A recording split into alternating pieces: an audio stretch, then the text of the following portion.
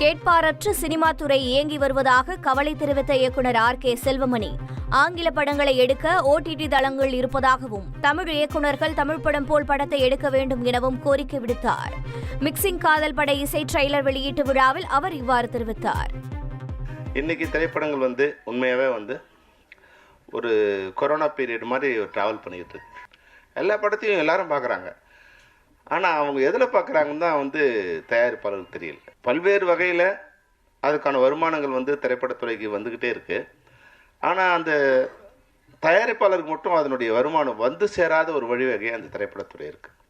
ஒரு வருடத்துக்கு ஒரு 3000 கோடி ரூபாய் நம்மளுடைய ஆண்டு வருமானம் திரைப்படத்துறை மூலமாக வருமானம் வந்துட்டு.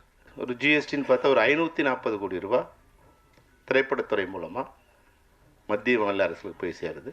ஏறக்குறைய ஒரு 1000 கோடி ரூபாய் வருமானம் வரியாக செலுத்தி கொண்டிருக்க ஒரு துறை ஒரு ஸ்ட்ரக்சர் இல்லாத ஒரு பாடியாக இயங்கிக்கிட்டு இருக்கு. ஒரு எந்தவித கேப்பாரம் இல்லாமல் எந்த ஒரு பாதுகாப்பும் இல்லாதான் இன்றைக்கி திரைப்படங்கள் இருக்குது.